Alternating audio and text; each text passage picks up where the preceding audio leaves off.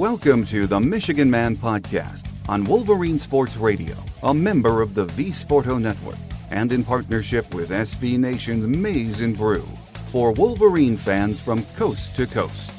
Go Blue, and welcome to the show. I'm your host, Mike Fitzpatrick. Michigan Hoops is number 6 in the country, in first place, and ready for another big week. Our guest today is beat writer James Hawkins from the Detroit News. Before he joins us, let's get it started with a few of my thoughts. This has been another fun season watching John Beilein and his team. When the season started, I wasn't sure what we'd have with this team. I thought if we peaked in February or March, we could make it interesting in the Big Ten tournament, and maybe even make it past the first weekend in the NCAAs. I must admit, I didn't see this coming. It's going to be a gut-wrenching, fingernail-biting home stretch of Michigan basketball. And the best part is, we have Sparty twice in the next 3 weeks, and those 2 meetings could very well decide who will be this year's Big Ten champion, and you can't ask for more than that. Beat writer James Hawkins from the Detroit News says Michigan has what it takes to win the Big Ten and make a big run in the postseason. He thinks the key, though, will be Charles Matthews. He joins us next here on the Michigan Man on Wolverine Sports Radio, a member of the V Sporto Network, and in partnership with SB Nation's Maize and Brew.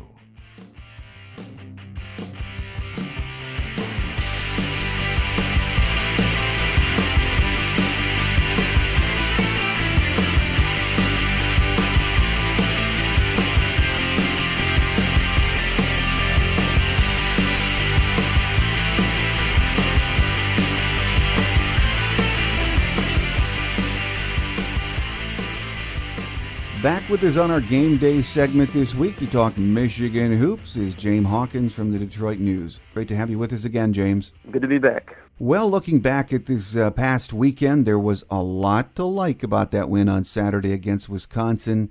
But at the top of the list for me, and I think for a lot of fans, would be the play of Charles Matthews.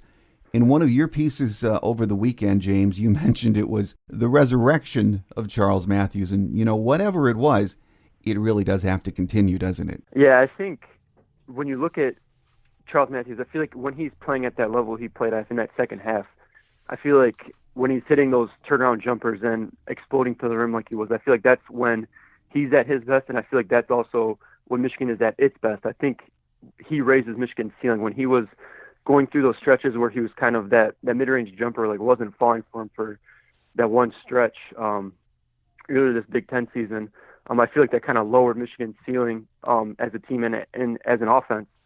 And it really reminded me, that second half just reminded me of last season's NCAA tournament, which is what I wrote about, which you alluded to.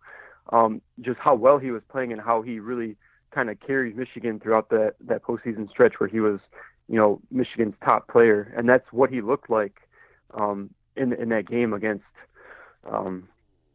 Wisconsin in the second half. That turnaround jump shot just looks unstoppable at times, and the biggest thing is like I said, he was exploding to the rim. He was kind of backing his guy down, or he was just driving it right at it and going up. Because we've seen so many times where he'll maybe start to drive and then he'll just stop, and he'll turn into those things where he starts pivoting and turning, and then he'll get called for travel, or he'll do those things where he'll go up to the rim but then he'll kind of hang, and then it allows the defender to kind of jump up and catch up with him and make the shot more difficult. But I feel like when Charles is playing at that level like he was playing at in that second half, I feel like that's going to be the key for Michigan. If they want to make a long postseason run again, Charles Matthews has to kind of play at that level and play like he was against Wisconsin in that second half. No, I absolutely agree with you. I know we talk from time to time during the season about Michigan, not having the man. A lot of teams have the man. Maybe that's important. Maybe it's not. But the offense does play at a different level when Charles is playing with that confidence and making decisions, doesn't it? Yeah, it also matched the fact. Look at what Ignas Brazdeikis did. He really didn't do anything in that game. Maybe Wisconsin just has his number, but when Charles is able to, like I said, when he's able to explode to the rim, it's able to break down the defense. It's able to open up so many things for so many other people. We know that Charles can, get to the rim at will if he wants to. It's just a matter of him doing it. The same thing with Ignas Brazdeikis. They have these guys that can flash and attack, and when you get guys that can do that, Wisconsin coach Greg Gard alluded to it when Charles, was able to get these these first few baskets like he was around the rim, I mean, that gets his confidence going. And those final two shots he hit in like the last 90 seconds, I mean, those were not easy shots. I mean, he hit the one baseline fadeaway jumper, and then the dagger shot he hit, which was probably the hardest shot. I mean, that fall away from the free throw line that beat the shot clock. I mean, that drove the dagger into it. But that's also, I mean, when Charles Matthews is hitting those type of shots, it's almost, like I said, it's almost unstoppable. It's like you can't do much as a defense to really stop that shot. But when he's aggressive, when he's picking his spots and driving to the rim, it just opens up so much other things for the rest of the team. It opens up, more 3-point shots because you got the defense collapsing. And like I said, it gets Charles more confident in that. And I mean, we've seen, like I said, I mean, you see what happens when you get a confident Charles Matthews. I mean, you get that version that kind of stood out throughout the entire NCAA tournament run last season. Well, you mentioned Iggy Brazdeikis. I don't think he wants to see Wisconsin again. Coach B said he doesn't want to see Wisconsin and Ethan Happ again, but he struggled again. But are there any concerns at this point that Iggy might be hitting that wall that, freshmen sometimes hit in February? No, I don't think so. I mean, if you look at the game before that, I mean, at Rutgers, I mean, he kind of, took that game over, and he poured in 23 points, something like that. I think the thing with Iggy, it just seems like you can almost kind of tell when he's going to have a good game and when he's not. It just seems like you can just gauge his early shots. It seems like if he's hitting his first few shots, you can almost get a sense like, okay, he's probably gonna pour in maybe 15 to 20 points or something like that, and then he has games where he can't really hit. I mean, in the game against Wisconsin, it seemed like they tried to dial him up early to get him going, and he missed his first two shots. And it kind of set the tone for the rest of the game for him, where he just wasn't really able to get anything to fall. And like I said, the game against Rutgers, I think he hit his first two 3-pointers, and then it was kind of one of those things where like, okay, well, he's going to get going, and he kind of did. So I don't know, maybe it just seems like that's been the case going on. It's like you can kind of get a sense early on if he's going to have one of those games. If he's kind of off the mark early, it seems like maybe going to set the tone for the rest of the game. But I wouldn't worry too much about maybe hitting a freshman wall. I think it could just be just Wisconsin having his number, and he also did have Ethan Happ guarding him, and that's a guy that probably has a couple more inches and a few more pounds on him, so that was probably just a difficult matchup for him to go up against. But no, for me, I'm not really too concerned about him hitting a wall. I just think that Wisconsin team is just a tough matchup, like they are for a lot of teams, and I think that's just, something that led to Iggy's struggles in those two matchups. Well, the other big performance on Saturday came from John Teske, and I'm talking about on the offensive end, James. He is just really gaining confidence, isn't he? Yeah, I mean, that's another key for Michigan moving forward. I mean, you got to have Teske playing at the level he is on offense. I mean, we know the impact he makes on defense, but I mean, if you're able to get this consistently out of him on offense, I mean, especially in pick and roll situations and him around the rim, I mean, that does so much. It opens up the offense so much. I mean, I feel like when Michigan's offense is at its best, I mean, we saw kind of when they had the home game at Northwestern, when you have Teske hitting perimeter shots, when you have Xavier Simpson hitting perimeter shots, that opens up so much for this offense, and it's almost unstoppable. You can't really do anything to stop any of these guys when you have all these guys hitting their perimeter shots. But yeah, obviously we know the impact John Teske makes on defense, but when he's able to, chip in, 10, 12 points on offense, I mean, that makes a world of difference for this team, obviously, and it also helps mask, like I said, when you have other guys that aren't having down games like Iggy was against Wisconsin. I mean, Teske's more than capable of, kind of picking up the slack and shouldering the load on offense. Another player that sort of, I wouldn't say struggle, I don't want to say that, but he's been a bit on and off the last couple of weeks is Jordan Poole. Do you think that's primarily because of the extra defensive attention he's getting? Yeah, I mean, he is a marked man. I mean, he had a stretch for over a month where he was kind of Michigan's top guy. I mean, he was scoring at a crazy pace. I think he was averaging almost 16, 17 points over a month stretch, and he was really the standout guy on the offensive end. And I mean, yeah, that's going to happen. I mean, he's kind of a marked man now. I mean, he's probably one of the top guys on every defensive team scouting report, and you can just see how he's being defended. He was being face guarded at times where he hasn't been face guarded at all, throughout freshman year, early on this season. He has guys picking him up a lot further out on the perimeter. And I think also some of it is some of the shots he's taking. I mean, Coach John Beeline kind of harps on that he shoots from the NBA distance when he shoots much better from close to the line.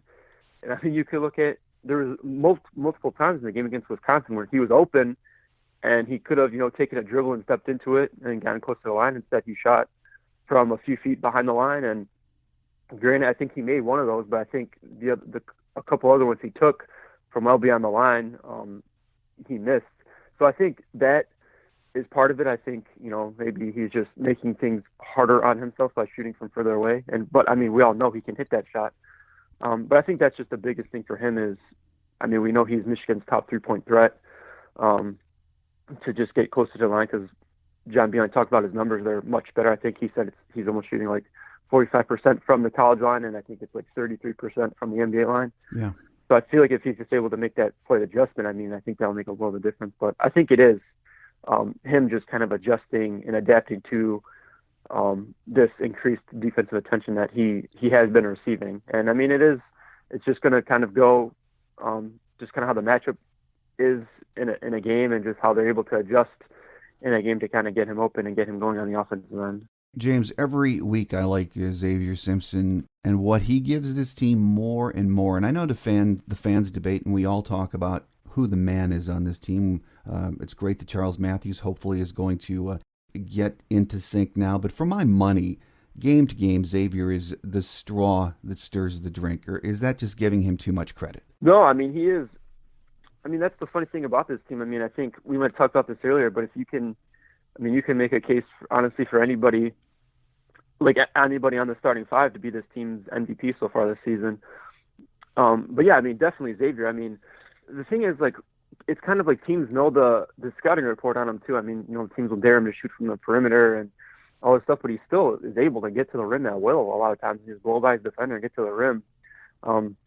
But I mean, even when his offense isn't really, clicking, and he maybe isn't hitting those shots, I mean, he does so many other things so well, that it kind of makes up for all that. I mean, the game at Rutgers, I mean, some of the passes he was making were absurd. I remember the one pass he made to Iggy, he had a left-handed wraparound bounce pass on the baseline to Iggy, in the corner for an open three.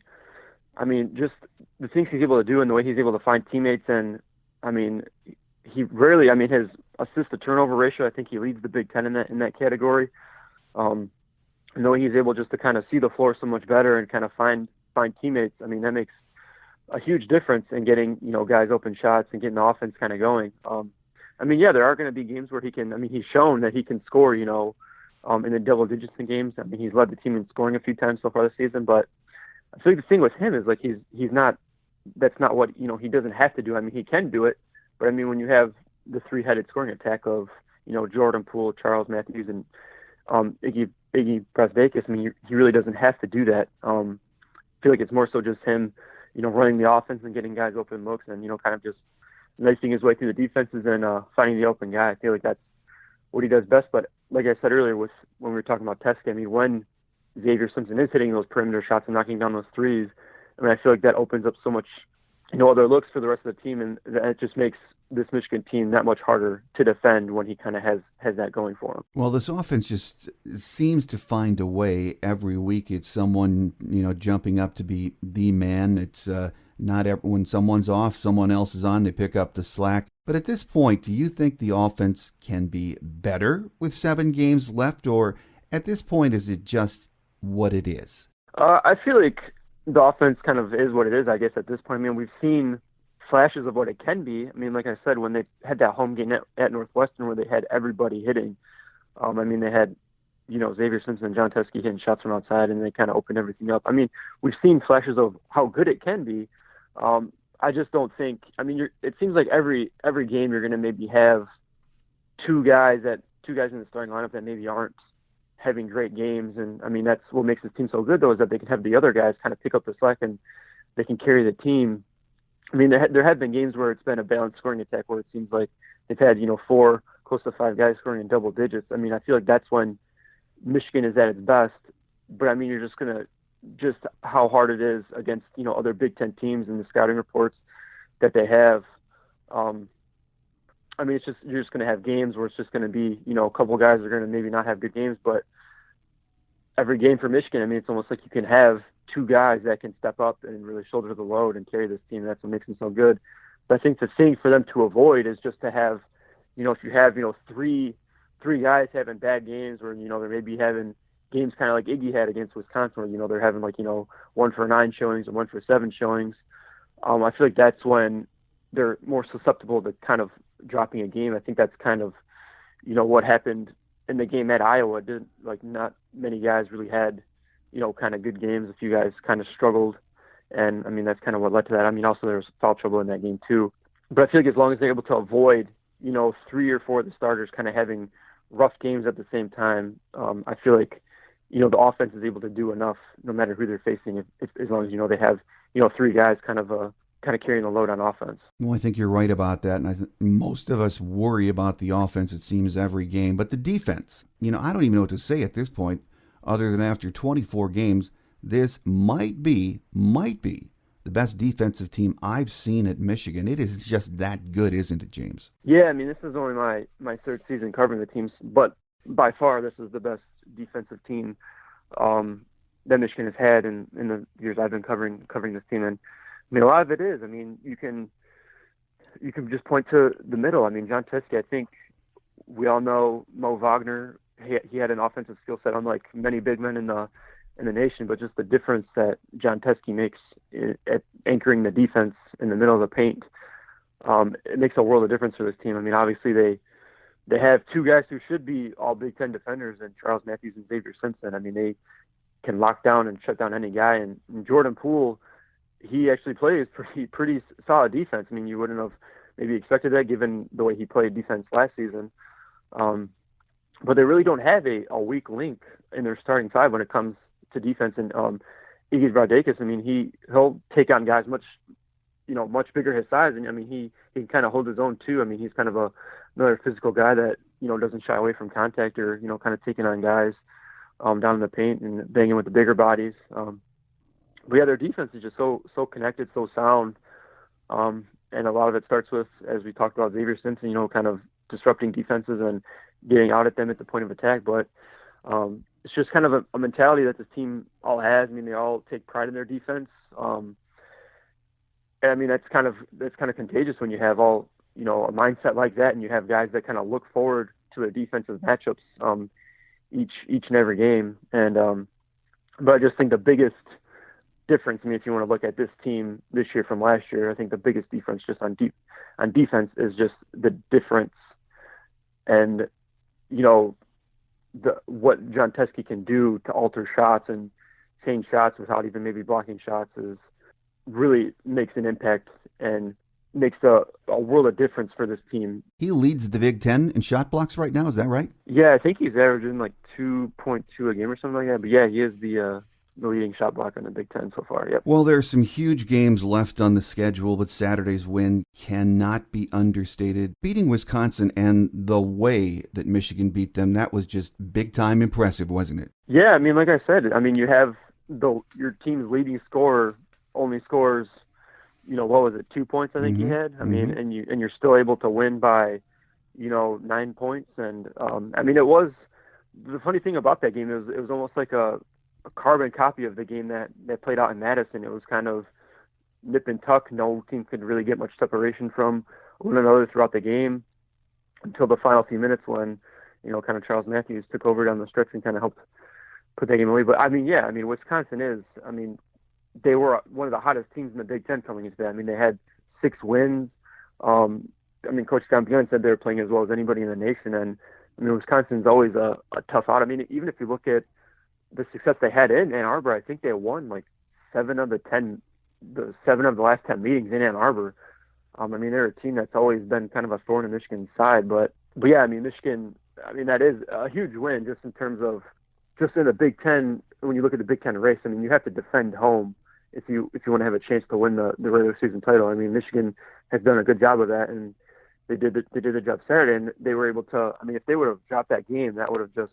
I mean, Wisconsin would have pulled even with them in the standings, and that would have just really bunched up the standings here with 7 games to go. But I mean, that win was big in several areas. I mean, you can say it was a revenge win. I mean, avenging their first loss, but I mean, it also kind of gave them this game lead in the Big Ten standings. And yeah, I mean, it really, like I said, if they were to drop that game, that would have kind of just made things much more difficult in this race. Because as we know, Michigan's kind of schedule here down the stretch, I mean, isn't the easiest path to have in these final closing 7 games coming up. No, it is not. And, yes, Saturday's win big because, yes, you beat Wisconsin. You protected home court. Michigan is 4-2 on the road so far this year, which is pretty good. It heads to Penn State Tuesday night. Penn State, they're on, they're off, but it's on the road. It's going to be another big test. Yeah, I mean, we know Penn State obviously is like they're at the bottom of the Big Ten standings, but I mean, it's one of those. You can't really take any game lightly. I've really stopped trying to figure out the Big Ten this season. I mean, you can look at what happened at Iowa the other night. I mean, Northwestern was up 15 points with like 4:30 to go, and then Iowa finds a way to come back. And I mean, Penn State too. I mean, Purdue had to go to overtime to pull out the game there, and Purdue's probably they won 8 straight, and they're kind of right there at the top of the Big Ten standings. And I mean, yeah, it's one of these things. I mean, you think it's going to be an easy win, but it's not. I mean, you gotta play the game. So, I mean, you got a desperate team, Penn State is, and I mean, it's never a good thing. I mean, I don't think Michigan's going to overlook them. But yeah, it's just, I mean, like I said, I've really kind of stopped trying to figure out the Big Ten this season. I mean, it really doesn't seem to make sense. I mean, just shows how good it is, I guess, in a sense. I mean, how deep it is, just because it just seems like on any given night, any given team is able to beat anybody. I mean, even if you look at teams at the bottom of the standings, I mean, everybody's a threat on any given night. So, but like I said, I don't think Michigan's gonna overlook them. But it's definitely a game. If you kind of look at the rest of the games that Michigan has, this is a road game that Michigan should pick up. Just because, I mean, I think if you really want a chance at winning the Big Ten title, you're gonna have to defend home, but then you're also gonna have to win at least half your road games. And like you said, I mean, win at Penn State, I think would give Michigan their 4th or 5th.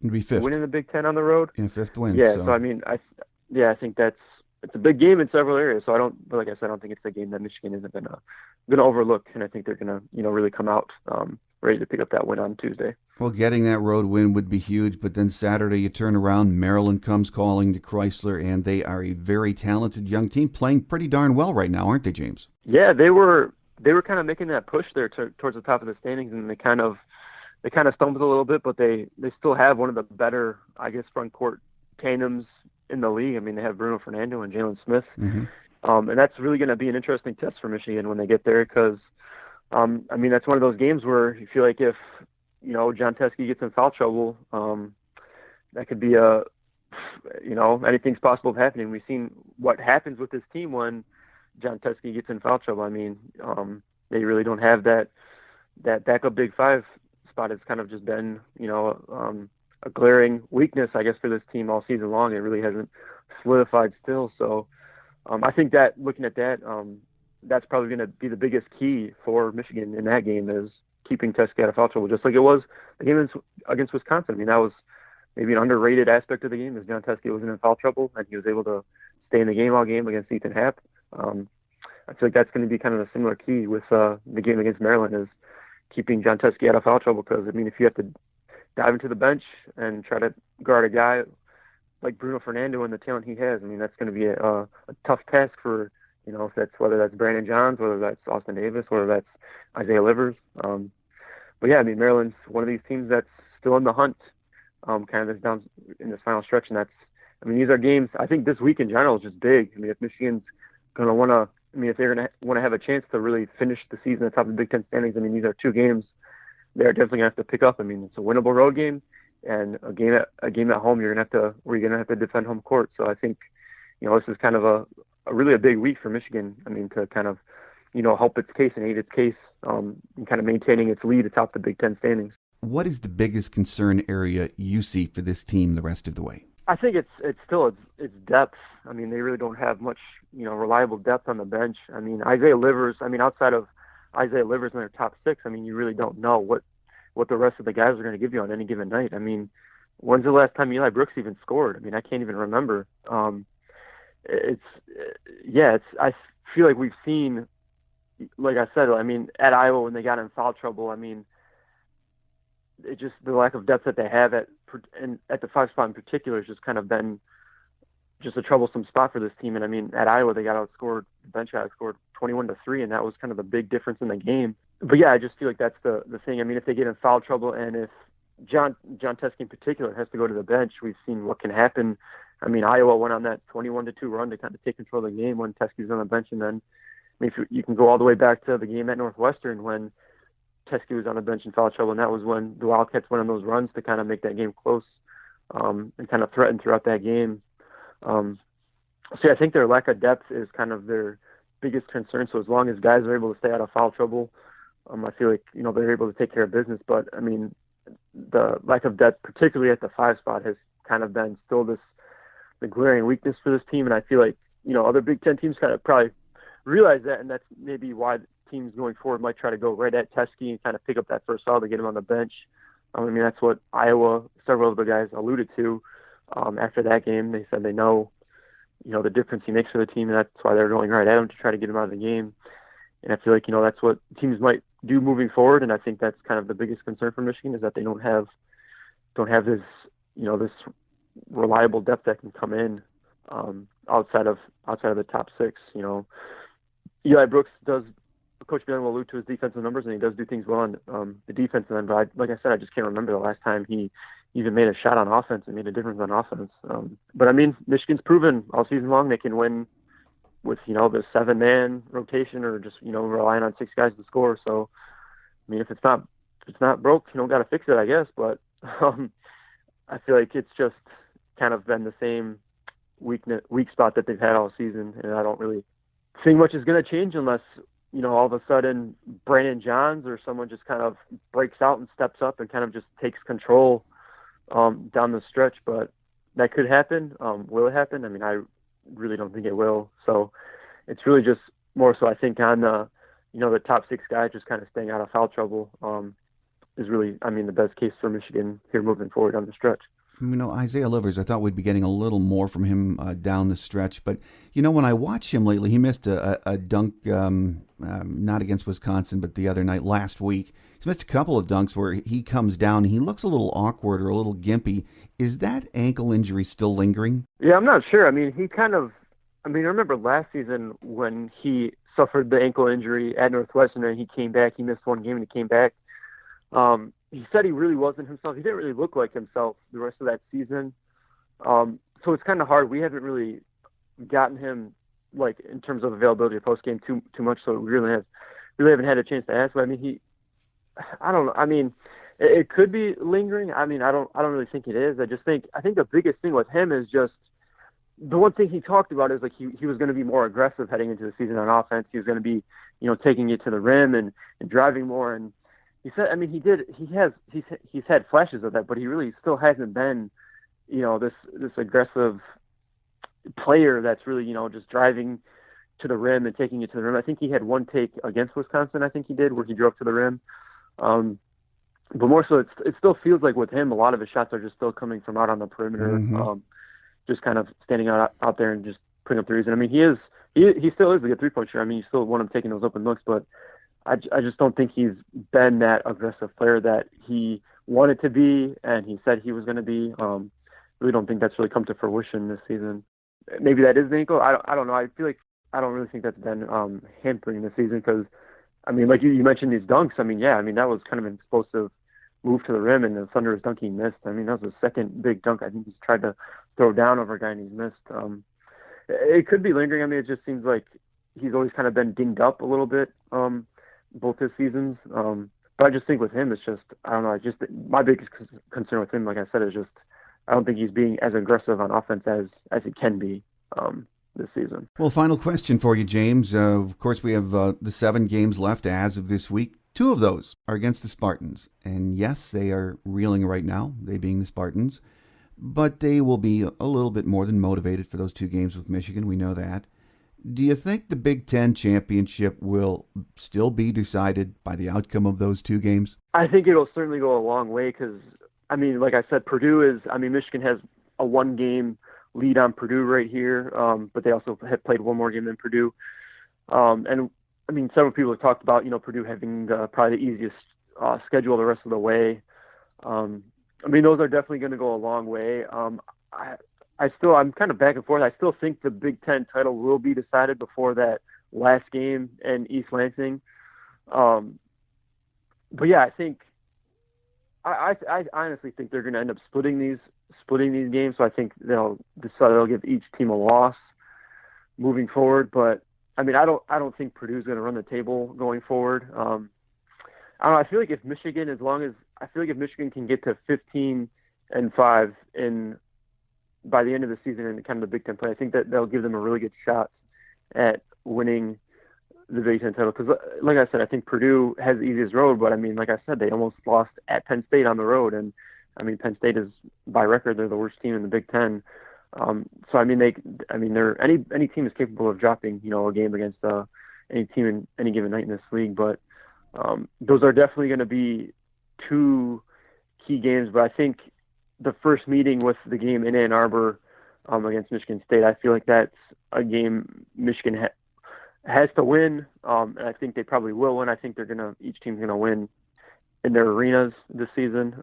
But I feel like as long as Michigan is able to split, I feel like that will still help their case in winning the Big Ten title. I feel like if Michigan drops both those games against the Spartans, I feel like then I don't think they will win the title. But I feel like as long as they're able to split those two, I think that will help them kind of pull out and win the title this season. Because like I said, I think it will be decided before that final meeting in East Lansing. But I mean, if it does come down to that, I feel like that would make that rivalry matchup that much more highly anticipated and look forward to have that on the line. I just don't think that will be the case, though. Truly, every game is big this week on the road, as we've said, against Penn State, and back home for Maryland on Sunday or Saturday. So a huge week. Our guest today on the show, on our Game Day segment, has been beat writer James Hawkins from the Detroit News. We'll get you back here in the coming weeks, and it should be scintillating at the end of the month. It's buckle up. It's going to be a wild finish. James, thank you so much for taking the time, and we'll get you back on here in a couple weeks then, okay? All right, sounds good. My pleasure, Mike. Quick Hits is next as we wrap it up for another week here on The Michigan Man on Wolverine Sports Radio, a member of the V Sporto Network, and in partnership with SB Nation's Maize and Brew.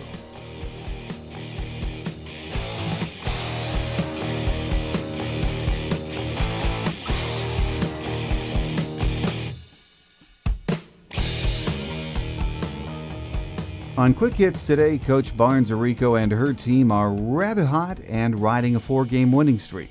We beat Penn State on Sunday, 66-62. Thursday, Indiana pays a visit to Chrysler. Then on Sunday, it's on the road to Illinois. Michigan is 16-9 overall, 7-6 in the Big Ten. Hockey swept Sparty in a weekend series for the first time since 2016, winning at Yost on Friday, and then 5-2 on Saturday night in the Battle of the D at Little Caesars Arena in Detroit. Tonight we're on the road against Notre Dame in South Bend, and then back home for a big weekend series with Ohio State. We are 12-11-6 overall, 8-7-4 in Big Ten play. Softball got the season underway down in Tampa at the Wilson D. Marini tournament last weekend, going 3-2. The only losses were to top 10 teams Arizona and Florida. This weekend it's the Big Ten ACC Challenge. It's a doubleheader on Friday with Louisville and North Carolina, a single game on Saturday with the Tar Heels, and we close it out on Sunday with Louisville. Don't forget our free show app is available from the iTunes and Google Play stores. You can also hear us on iHeart, Stitcher, Spotify, and Wolverine Sports Radio. That will do it for another week. I'm your host, Mike Fitzpatrick. Until we meet again next week, have a great Wolverine week, everyone. Take care, and as always, go blue. Thanks for joining us today on The Michigan Man, here on Wolverine Sports Radio, a member of the V Sporto Network, and in partnership with SB Nation's Maize and Brew. Our listener lines are open 24/7 for your calls at 313-263-4842. That's 313-263-4842. Or email us at themichiganmanpodcast@yahoo.com. That's themichiganmanpodcast@yahoo.com. The Michigan Man podcast is produced at the studios of Robin Lynn Productions, Allen Park, Michigan, and is not affiliated with the University of Michigan. Go Blue!